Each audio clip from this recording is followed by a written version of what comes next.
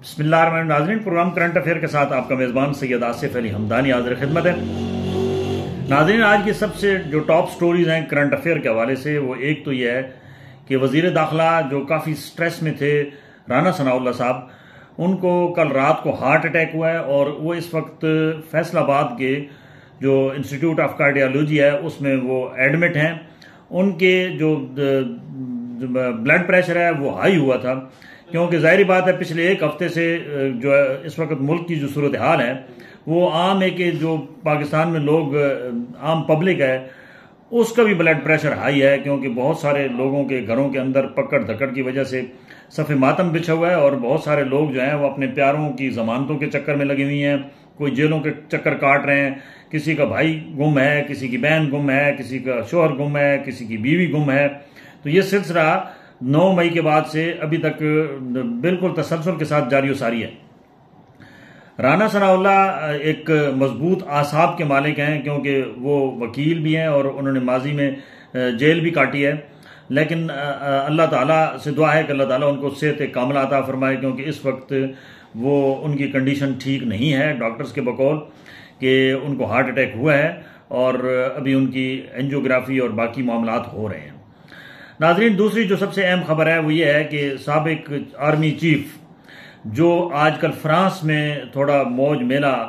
लूट रहे हैं और वो अपनी लाइफ, रिटायरमेंट की लाइफ इंजॉय कर रहे हैं, कल वो एक जगह पे अपनी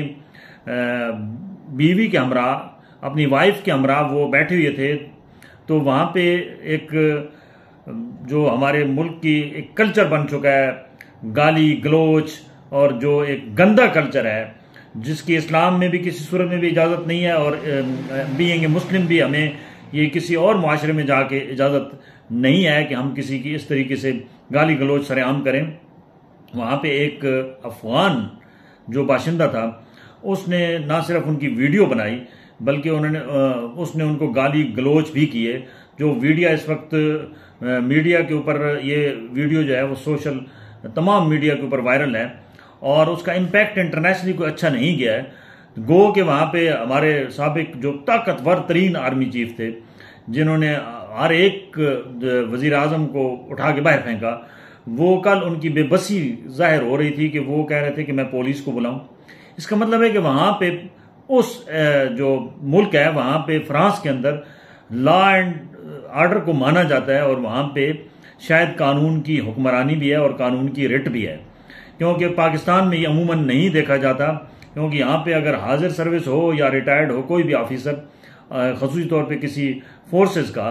तो वो उसके इतने असर रसूख होते हैं कि अगर उसके साथ ज़रा से भी इस किस्म की कोई बदतमीज़ी करे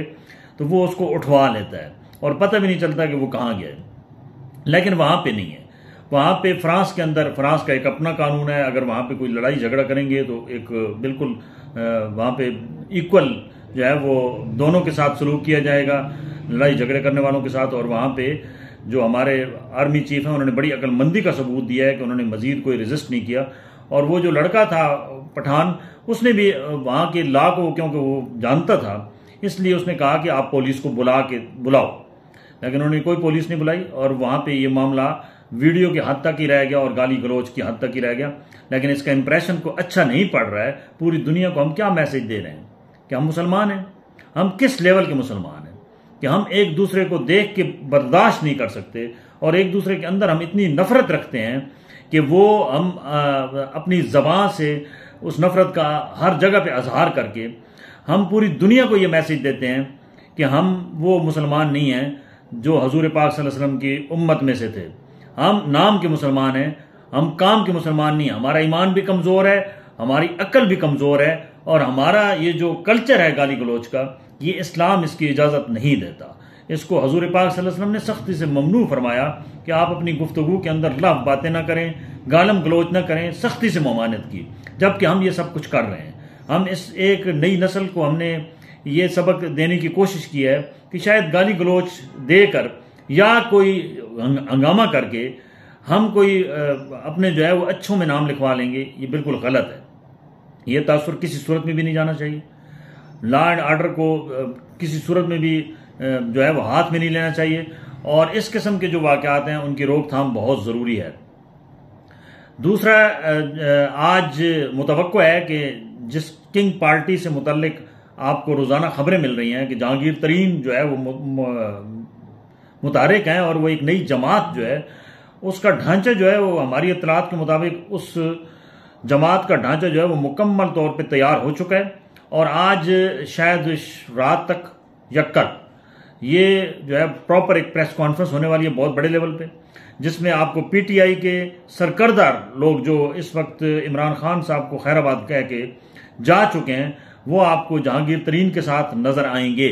और इस जमात का बाकायदा मंशूर और एक प्रॉपर सिस्टम बनाया जा रहा है, और पंजाब के अंदर इसको लॉन्च करने के लिए तमाम हिकमत अमली जो है वो वजह कर ली गई है। इसकी जरूरत क्यों पेश आई? एक तो तहरीक इंसाफ को कमजोर करने के लिए, और दूसरा नून लीग को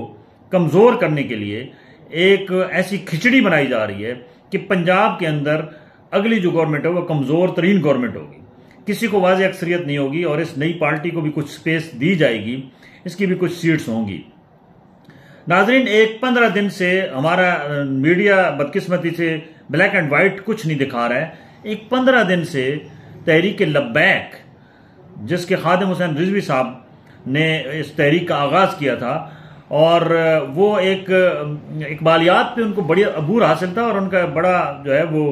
फलसफा जो है वो पूरे पाकिस्तान में फैला, और तहरीक लब्बैक एक मरतबा फिर जोर पकड़ रही है। और तहरीक लब्बैक का जो है पाकिस्तान बचाओ मार्च जो सिंध से शुरू हुआ था वो अब पंजाब में दाखिल हो चुका है, और बड़ा जगह पे उनका इस्तकबाल किया जा रहा है। और हाफिज साद रिजवी साहब जो कि साहबजादे हैं खादिम हुसैन रिजवी साहब मरहूम के, वो पूरे आबोताब के साथ जगह जगह वो रैलियों से खिताब भी कर रहे हैं। कल उन्होंने मोटरसाइकिल की रैली की भी जनाब क़यादत की, खुद मोटरसाइकिल चला के वो कल पंजाब के अंदर उन्होंने जो है वो एक वाज़ेह पैगाम दिया कि यहाँ पे अमन है। गो के एक जमात के लिए दफ़ा 144 हर जगह लगाया जाता है, और पकड़ दकड़ भी हो रही है। बाकियों के लिए अभी फ़िलहाल मैदान खाली है, और वो बेशक रैलियाँ निकालें, जलसे करें, जुलूस करें, उनको कोई कहने वाला कुछ नहीं है। लेकिन एक बात ज़रूर नज़र आ रही है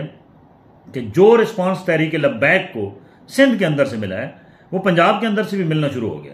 और जो मजहबी हल्के हैं उनकी जानिब से बड़ा पुरतपाक इस्तकबाल जगह जगह किया जा रहा है। और उनकी जो साद रिजवी साहब का आज एक स्टेटमेंट है, उन्होंने कहा है कि मैं लाहौर पहुंच के गवर्नमेंट को एक पूरा चार्टर्ड ऑफ डिमांड दे रहा हूं, और अगर वो मेरे चार्टर्ड डिमांड के मुताबिक मेरे मुतालबात पूरे ना हुए तो ये याद रखें कि इस्लामाबाद के अंदर बहुत बड़ा एक अवामी रेला आ रहा है। नाज़रीन, ये हमारे वफाकी दारुल हुकूमत की बदकिस्मती रही है कि हर कुछ थोड़े से अरसे के बाद यहाँ पे अवामी रेला ज़रूर आता है। आम पब्लिक की ज़िंदगी मफलूज होती है, लोगों का कारोबार तबाह होता है, लोगों के जो है वो रोज़मर्रा के मामूलात बुरी तरह मुतासर होते हैं। ये गवर्नमेंट ऑफ पाकिस्तान को चाहिए कि कोई एक जगह वफाकी दारुल हुकूमत का एक एरिया जो है वो एहतजाज के लिए मुख्तस कर लें, ताकि चाहे वो तहरीक लब्बैक हो, चाहे वो तहरीक इंसाफ हो, चाहे वो JUI जमीयत उलमा इस्लाम मौलाना फजलुर रहमान हो, या जो पीपल्स पार्टी हो, नून लीग हो, कोई भी पार्टी हो, अगर वो अपना पावर शो करना चाहे तो उसको एक मखसूस स्पेस दी जाए ताकि वो वहां अपना पावर शो करे, पब्लिक पावर शो करे, बजाय इसके कि वो तमाम सड़कें ब्लॉक की जाएं, कंटेनर लगाए जाएं, लोगों को मुसीबत हो, बीमारों की एम्बुलेंस जो है वो फंस जाएं, आम बंदा जो जिसने बच्चों ने स्कूल जाना है उनका मुतासर हो, स्कूल जाना, कॉलेज जाना, यूनिवर्सिटी जाना, एक आम बंदे का जो है वो ऑफिस जाना, ये काफ़ी सारे मामलात हैं जिसके ऊपर गवर्नमेंट को चाहिए कि कोई एक पॉलिसी बना लें, और इन तमाम पॉलिटिकल पार्टीज को उस पर स्टिक करें कि अगर आपने एहतजाज करना है, एहतजाज करना किसी भी पॉलिटिकल पार्टी का हक है और किसी शहरी का भी हक है। अगर उसके हकूक नहीं पूरे हो रहे हैं, अगर वो अपने हकूक के लिए आवाज़ बुलंद करता है तो वो उसका कानूनी आईनी हक है, उससे उसको महरूम करना ये अच्छी बात नहीं है। इसके लिए चाहिए कि आप एक मखसूस जगह करें, जैसे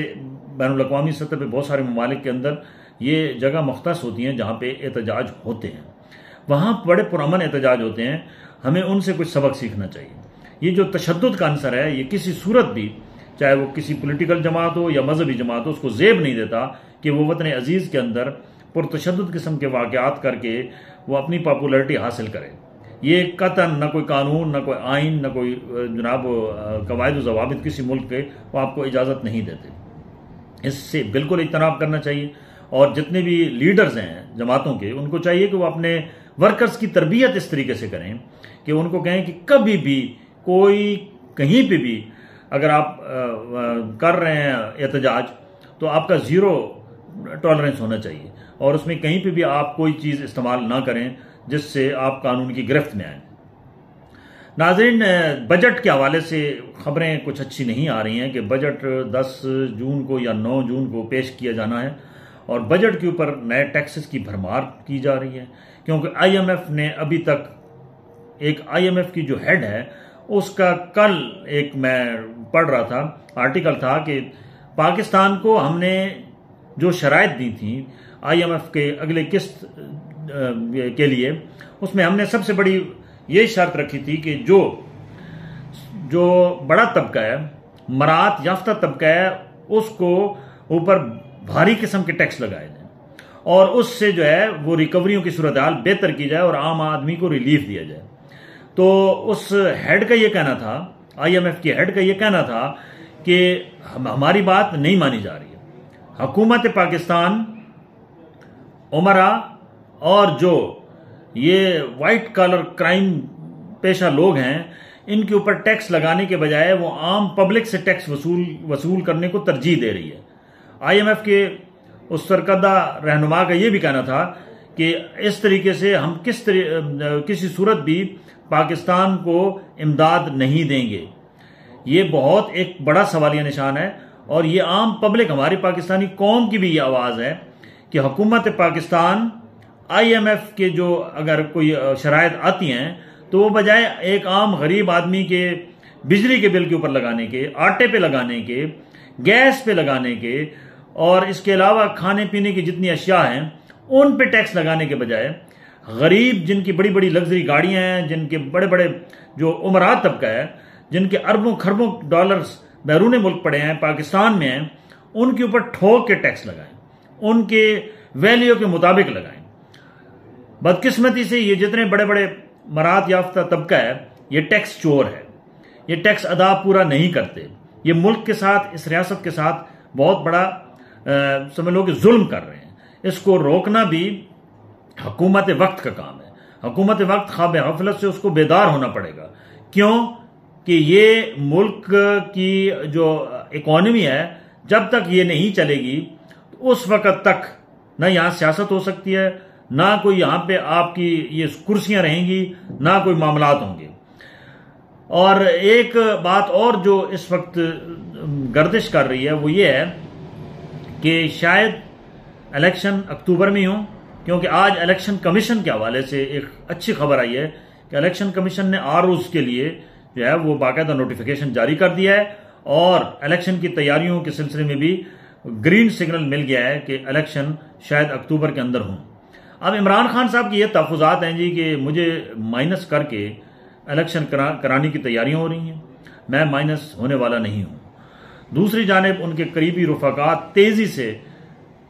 पतझड़ के पत्तों की तरह बिखर रहे हैं और वो साथ उनका छोड़ रहे हैं। खान साहब, सियासत में कोई बात हरफ आखिर नहीं होती। सियासत में आपको लचक भी दिखाना होगी, सियासत में आपको टेबल पे टॉक भी करनी होगी। ये जो आज आप टॉक की बात कर रहे हैं, ये अगर आप आज से 1 साल पहले करते, शायद ये आज हालात PTI के ना होते। आपकी बहुत सारी ऐसी पॉलिसीज और आपके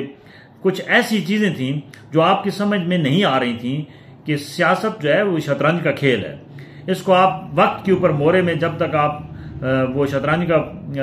नहीं डालेंगे मोहरा, तो वो तब तक आपकी जीत नहीं हो सकती। आपने इसको क्रिकेट की तरह समझा, आपने इसको एक खेल तमाशे की तरह समझा। ये इस किस्म का सियासत में कहीं पे भी गुंजाइश नहीं है, क्योंकि आपका जो ये वास्ता है वो बहुत घाक किस्म के खिलाड़ियों के साथ है, जो सारे दाव पे बैक डोर भी जानते हैं, फ्रंट पे भी जानते हैं, और वो ये भी जानते हैं कि कहाँ पे किसको कैसे मारना है और किस तरीके से मारना है, जिसकी आपके सामने जिंदा मिसाल मौजूद है। अल्लाह ताला से दुआ है कि अल्लाह ताला वतन अजीज़ को अपनी हिफ्ज़ व अमान में रखे, सलामती में रखे और हमारे इन हुक्मरानों को अक्ल सलीम दे। बहुत शुक्रिया। अपने गिरद नवाह के लोगों का ख्याल रखिएगा।